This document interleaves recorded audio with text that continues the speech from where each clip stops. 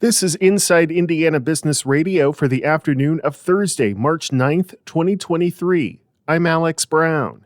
Ball State University has unveiled plans for a student-to-student engagement initiative designed to help all 92 Indiana counties with talent attraction. Beginning this fall, the university's County Ambassador program will see students representing their home counties, touting job opportunities and quality of life benefits in those communities to their fellow students. They're really just going to be a spokesperson, and to the degree that that local community equips them with information or giveaways or whatever they might have to resource that ambassador, they'll be able to utilize that as well. Ball State's Jeff Eads says the students chosen for the program will initially sign up for one academic year, but that could extend to multiple years if they choose.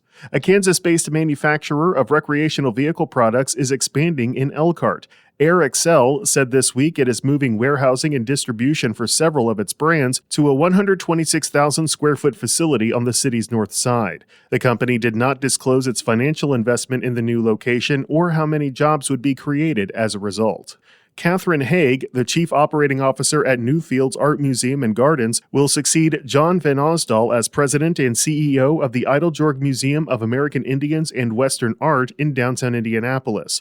Van Osdal, who has guided the Eiteljorg since 1996, will retire June 30th. From the number one source for Indiana business news, this is Inside Indiana Business Radio. Get ready, Southwest Indiana. We're headed your way. IBJ Media, Inside Indiana Business, and the Indiana Economic Development Corporation invite you to the second annual Engage Southwest Indiana event presented by Indiana University and Old National Bank, Tuesday, April 11th at the Old National Events Plaza in Evansville. We'll be diving into regional and statewide initiatives with a focus on talent, education, and issues shaping our economy. It's all about advancing the future of Indiana. More at ibj.com/engage. Indianapolis-based Spectron RX has completed construction of a facility near the Grissom Air Reserve Base in Bunker Hill and has initiated testing of its medical isotope producing technology. IIB's Wes Mills has more. The radiopharmaceutical developer and manufacturer says it successfully produced low amounts of actinium-225, a radioactive material used in the treatment of a variety of cancers. The company installed 2 cyclotrons that bombard atoms to produce isotopes. While isotopes can be used for medical imaging and diagnostics, Spectron RX is focused on their therapeutic use. The company says when attached to a molecule, isotope-powered radiopharmaceuticals can selectively target cancer sites and destroy cancerous tissue with minimum damage to healthy cells. Spectron RX also announced it's in the process of buying property to expand its 20,000 square foot facility in Bunker Hill by another 18,000 square feet. The company also intends to install additional cyclotrons to expand production of radiopharmaceutical isotopes. It also says the company plans to build a facility in Connecticut. Spectron RX also operates facilities in Indianapolis and South Bend. Wes Mills, Inside Indiana Business Radio. Mishawaka-based Franciscan Alliance has named Lori Price president and CEO for Franciscan Health Central Indiana, succeeding Dr. James Callahan, who was promoted to senior vice president and COO for Franciscan Alliance. In her new role, Price will oversee facilities in Indianapolis, Mooresville, and Carmel. She previously served as Franciscan's vice president of quality and patient safety, where she oversaw the hospital's overall clinical quality effectiveness, efficiency and use of resources, and patient safety.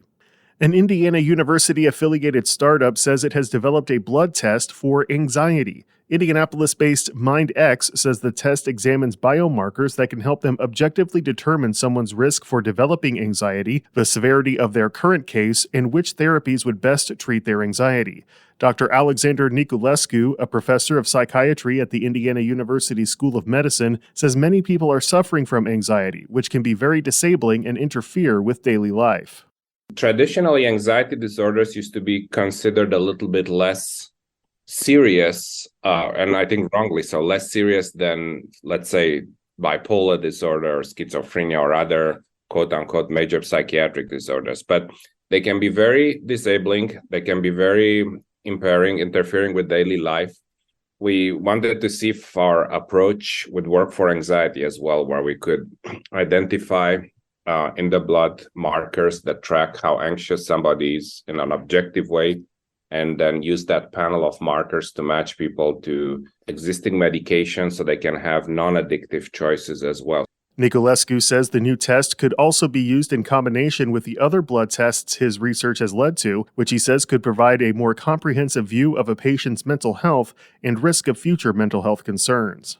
General Motors is offering buyouts to most of its U.S. salaried workforce and some global executives in an effort to trim costs as it makes the transition to electric vehicles. The Detroit automaker wouldn't say how many workers it is targeting, but confirmed that the move is aimed at accelerating attrition to meet a previously announced goal of $2 billion in cost cuts by the end of next year.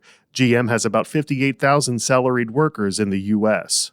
Florida-based Wolfgang Bakery and Grooming, which specializes in selling dog food, supplies, and grooming services, plans to expand to Indiana by opening 4 stores in Hamilton County. The first store is expected to open in early 2024 in Carmel. An exact location for the store has not been finalized, according to Gustavo Lind, Vice President of Strategy and Business Intelligence at Wolfgang.